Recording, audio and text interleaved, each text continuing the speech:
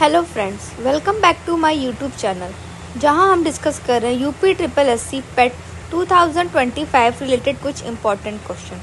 So without wasting time let's start. तो last video में जहां तक हमने देखा था उससे आगे हम कंटिन्यू करेंगे और ऑलरेडी मैंने बहुत सारे वीडियोज़ अपलोड करके रखे। तो अगर आप मेरे चैनल पर नए हैं तो आप प्लेलिस्ट में जाके पुरानी वीडियोज़ को देखिए और लाइक करिए, सब्सक्राइब करिए और शेयर करिए। सो स्टार्ट करते हैं आज की क्लास। रामकृष्ण मिशन का मुख्यालय कहाँ स्थित है? मुंबई, बेलूर मठ, चेन्नई या कुंभकोण? तो इसका करेक्ट आंसर है ऑप्शन सी। रामकृष्ण मिशन की स्थापना स्वामी विवेकानंद ने वर्ष 1897 में की। वर्ष 1909 में सोसाइटी पंजीकरण अधिनियम के अंतर्गत इसे विधिवत औपचारिक रूप से पंजीकृत कराया गया। रामकृष्ण मिशन का मुख्यालय हावड़ा के बेलूर में स्थित है। मिशन का नामकरण रामकृष्ण परमहंस के नाम पर हुआ था। नेक्स्ट क्वेश्चन, 1795 और 1804 के बंगाल विनियमन अधिनियमों ने घोषित किया सती प्रथा को अवैध, कन्या हत्या को अवैध, विधवा पुनर्विवाह को वैध या बाल विवाह को वैध। तो देखिए 1795 और जब 1804 के बंगाल विनियमन हुए थे तो उसमें कन्या हत्या को क्या किया गया था? तो अवैध किया गया था। नेक्स्ट क्वेश्चन, हाँ ये एक्सप्लेनेशन पढ़ लीजिए, एक बार देख लीजिए आप कि कन्या शिशु वध की प्रथा मूलतः राजपूतों में तथा उच्च वर्ग के बंगालियों में प्रचलित थी, जो कन्याओं को जन्म लेते ही उन्हें मार डालते थे।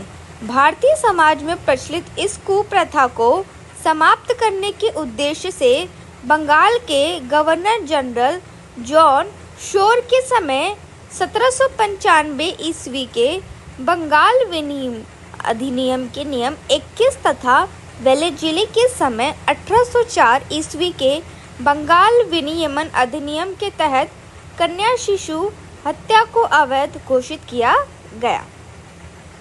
नेक्स्ट क्वेश्चन है, 1891 में B.M. मालाबारी के प्रयासों को तब फल मिला जब सहमति की उम्र अधिनियम को पारित किया गया, जिसके अनुसार डैश वर्ष के कम की बालिका के विवाह पर प्रतिबंध था।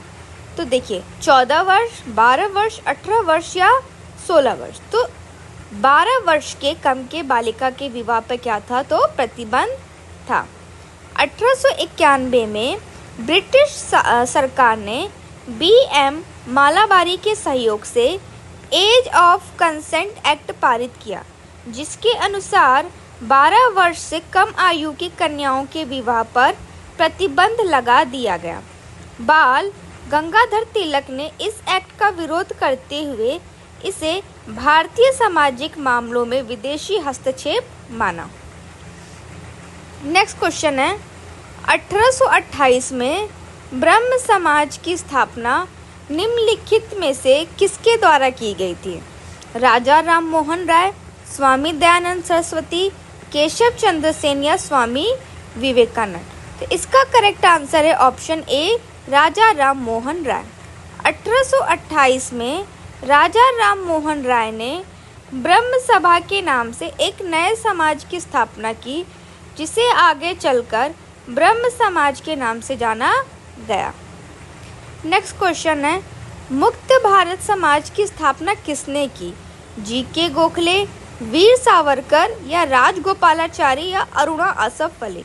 तो इसका करेक्ट आंसर है मुक्त भारत समाज की स्थापना आपके वीर सावरकर ने की थी। देखिए मुक्त भारत समाज या फ्री इंडिया सोसाइटी की स्थापना विनायक दामोदर सावरकर ने इतालवी राष्ट्रवादी ग्यूसेप मैजनी के विचारों के आधार पर की थी।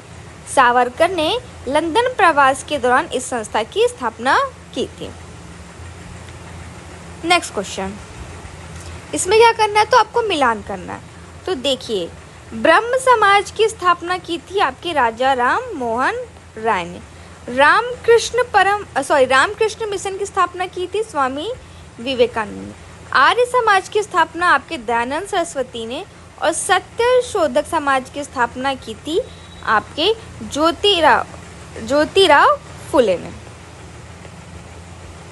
तो इसका करेक्ट आंसर क्या हो जाएगा आपका? Option B. देखिए, ब्रह्म समाज की स्थापना राजा राम मोहन राय, रामकृष्ण मिशन स्वामी विवेकानंद, आर्य समाज दयानंद सरस्वती, सत्य शोधक समाज ज्योतिराव फुले। ये इंपॉर्टेंट क्वेश्चन है, इसको आप तो या नोट डाउन कर लेना या फिर स्क्रीनशॉट ले लेना। बढ़ते हैं नेक्स्ट क्वेश्चन की ओर। मानवीय राहत और सामाजिक कार्य करने के लिए 1896 में रामकृष्ण मिशन की स्थापना किसने की थी? स्वामी विवेकानंद ने, रामकृष्ण परमहंस ने, स्वामी दयानंद सरस्वती या स्वामी ब्रह्मानंद। तो देखिए, इसका करेक्ट आंसर है आपका ऑप्शन बी, रामकृष्ण परमहंस ने की थी। रामकृष्ण मिशन की स्थापना कब हुई थी? तो 1897 में। वेरी इंपॉर्टेंट, बहुत बार पूछा जा चुका है। में स्वामी विवेकानंद द्वारा मानवीय राहत और सामाजिक कार्य करने के उद्देश्य से की गई थी। विवेकानंद रामकृष्ण परमहंस के शिष्य थे। ये भी कई बार एग्जाम में पूछा गया है कि वो किसके शिष्य थे, उनके गुरु का नाम क्या था। Next question. ब्रिटिश शासन के आगमन से पहले भारत की स्वतंत्र अर्थव्यवस्था थी। उस समय निम्नलिखित में से कौन सा प्रमुख व्यवसाय नहीं था? कृषि, निर्माण, हस्तशिल्प या पर्यटन। तो देखिए, इसका करेक्ट आंसर है आपका ऑप्शन डी, पर्यटन। भारत में ब्रिटिश शासन स्थापित होने के पूर्व यहाँ की एक स्वतंत्र अर्थव्यवस्था थी। गांवों में किसान तथा व्यवसायी बहुत कुछ आत्मनिर्भर थे। वे खेती तथा अपनी ज़रूरत की चीज़ें स्वयं ही उत्पादित कर लेते थे। लेकिन ब्रिटिश शासन ने भारतीय लघु एवं कुटीर उद्योग का विनाश कर दिया। स्पष्टतः भारत में उस समय पर्यटन एक उद्योग के रूप में स्थापित नहीं हो पाया था। नेक्स्ट, कुछ भारतीय अर्थशास्त्री ब्रिटिश शासन के दौरान भारत राष्ट्रीय आय का मूल्यांकन करने का प्रयास करते थे। निम्नलिखित में से कौन अर्थशास्त्री नहीं है? आपके दादा भाई नौरोजी, VKRV राव, RC देसाई या प्रशांत चंद्र महालनोबिस। तो इसका करेक्ट आंसर हो जाएगा आपका ऑप्शन डी, प्रशांत चंद्र महालनोबिस। प्रशांत चंद्र महालनोबिस क्या थे? तो ये भारत के एक प्रसिद्ध वैज्ञानिक एवं सांख्यिकी थे। इन्होंने भारत के द्वितीय पंचवर्षीय योजना के मसौदे को तैयार करने में अपना महत्वपूर्ण योगदान दिया था। दादा भाई नौरोजी, VKRV राव तथा RC देसाई ब्रिटिश कालीन अर्थशास्त्री थे, जिन्होंने भारत की राष्ट्रीय आय का मूल्यांकन करने का प्रयास किया था। Next question. ब्रिटिश शासन के दौरान भारत की अधिकांश जनसंख्या, यहाँ पे कुछ समझ में नहीं आ रहा है क्या लिखा है, हाँ, कि जीविका के लिए किस क्षेत्र पर निर्भर थी? प्राथमिक, द्वितीयक, तृतीयक या इन सभी क्षेत्रों में लगभग समान रूप से। तो इसका करेक्ट आंसर है ऑप्शन ए, प्राथमिक क्षेत्र। ब्रिटिश शासन के दौरान भारत की अधिकांश जनसंख्या जीविका के लिए प्राथमिक क्षेत्र पर निर्भर थी। आज़ादी के समय भारत का लगभग 70 से 75% जनसंख्या गाँव में रहता था, जो आजीविका के लिए प्रत्यक्ष या परोक्ष रूप से कृषि पर निर्भर थी। तो इसीलिए इसका करेक्ट आंसर हो जाएगा आपका ऑप्शन ए, प्राथमिक क्षेत्र। Next question. 1875 के अलीगढ़ आंदोलन से किसका नाम जुड़ा है? मोहम्मद अली जिन्ना, दादा भाई नौरोजी, हकीम अजमल खां या सर सैयद अहमद खान। तो इसका करेक्ट आंसर हो जाएगा option D, sir Syed Ahmed Khan. Aligarh आंदोलन 1875 के प्रवर्तक सर सैयद अहमद खान थे। इस आंदोलन का उद्देश्य मुसलमानों की स्थिति सुधारना था। सर सैयद अहमद खान अंग्रेजी शिक्षा व विज्ञान के द्वारा मुस्लिम समाज को शिक्षित तथा उसे आधुनिकता से परिचित कराना सबसे बड़ा समाज सुधार मानते थे। नेक्स्ट है आपका भारतीय राष्ट्रीय आंदोलन। स्वाधीनता आंदोलन के प्रारंभिक वर्ष। निम्नलिखित में से किसे स्वदेशी आंदोलन का प्रमुख कारण माना जाता है? महिला शिक्षा के बजाय पुलिस और रेलवे के लिए वित्त पोषण, कलकत्ता निगम अधिनियम 1899, बंगाल को विभाजित करने का निर्णय, पंजाब भूमि हस्तांतरण अधिनियम। तो इसका करेक्ट आंसर है ऑप्शन सी, बंगाल को विभाजित करने का निर्णय। नेक्स्ट क्वेश्चन है, बंगाल में आंदोलन के दौरान तिरंगा झंडा लाल, हरा और पीला डिजाइन किया गया था। स्वदेशी, दांडी मार्च, खिलाफत या सविनय अवज्ञा। इसका करेक्ट आंसर है ऑप्शन ए, स्वदेशी। बंगाल में स्वदेशी आंदोलन के दौरान तिरंगा झंडा लाल, हरा और पीला डिजाइन किया गया था। अगस्त 1905 में कलकत्ता के एक टाउन हॉल में एक विशाल सभा का आयोजन किया गया, जिसमें स्वदेशी आंदोलन की औपचारिक घोषणा की गई थी। भारतीय राष्ट्रीय कांग्रेस ने अपने कलकत्ता अधिवेशन 1906 में स्वदेशी आंदोलन, बहिष्कार आंदोलन, राष्ट्रीय शिक्षा व स्वशासन से संबंधित प्रस्ताव पारित किए थे। नेक्स्ट क्वेश्चन, बंगाल के विभाजन ने पूरे भारत में लोगों को क्रोधित कर दिया था और डेल्टा यानी आंध्र के डेल्टा क्षेत्र में स्वदेशी आंदोलन हुआ था। इसे निम्नलिखित में से किस नाम से जाना जाता था? होम रूल, वंदे मातरम, वंदे आंदोलन या क्रांतिकारी आंदोलन। तो इसका करेक्ट आंसर है ऑप्शन सी, वंदे मातरम आंदोलन। नेक्स्ट क्वेश्चन, 28 दिसंबर 1885 को भारतीय राष्ट्रीय कांग्रेस की स्थापना गोकुलदास तेजपाल संस्कृत स्कूल के परिसर में हुई थी। दिल्ली, बम्बई, कलकत्ता या मद्रास। तो इसका करेक्ट आंसर है ऑप्शन बी, बम्बई। 1884 में एक सेवानिवृत्त अंग्रेज अधिकारी A.O. ह्यूम के प्रयत्नों से एक संस्था इंडियन नेशनल यूनियन की स्थापना की गई। इस यूनियन ने पूना में 1885 ईस्वी में राष्ट्र के विभिन्न प्रतिनिधियों का सम्मेलन आयोजित करने का निर्णय लिया, लेकिन पूना में हैजा फैल जाने से उसी वर्ष यह सम्मेलन बम्बई में आयोजित किया गया। 28 से 30 दिसंबर 1885 के मध्य गोकुलदास तेजपाल संस्कृत स्कूल बम्बई में इंडियन नेशनल यूनियन का पहला अधिवेशन हुआ। इसी सम्मेलन में दादा भाई नौरोजी के सुझाव पर इस संगठन का नाम बदलकर भारतीय राष्ट्रीय कांग्रेस कर दिया गया। नेक्स्ट क्वेश्चन है आपका, एलन ऑक्टेवियन ह्यूम एक सेवानिवृत्त अंग्रेजी ICS अधिकारी ने वर्ष में भारतीय राष्ट्रीय संघ का गठन किया था। 1862, 1884, 1876 या 1891। तो इसका करेक्ट आंसर है ऑप्शन सी, 1884। नेक्स्ट क्वेश्चन है आपका, भारत में राष्ट्रगान को संविधान सभा द्वारा कब ग्रहण किया गया? 15 अगस्त 1947, 26 जनवरी 1950, 1 जनवरी 1948 या 24 जनवरी 1950। इसका करेक्ट आंसर है आपका ऑप्शन डी, 24 जनवरी 1950 को। इम्पॉर्टेंट क्वेश्चन है, very important question.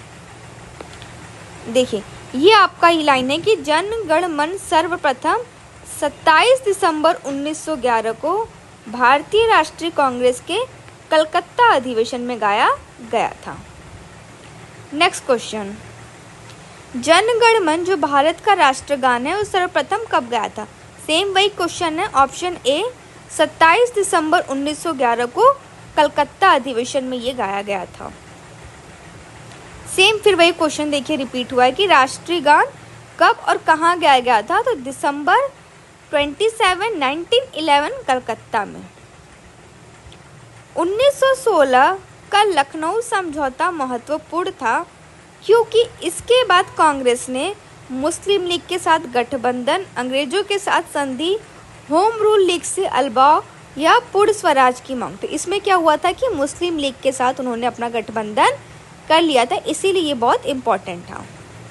Next question, दिसंबर 1916 में दोनों पक्षों के संयुक्त सत्र में संधि भारतीय राष्ट्रीय कांग्रेस और मुस्लिम लीग के बीच एक समझौता हुआ।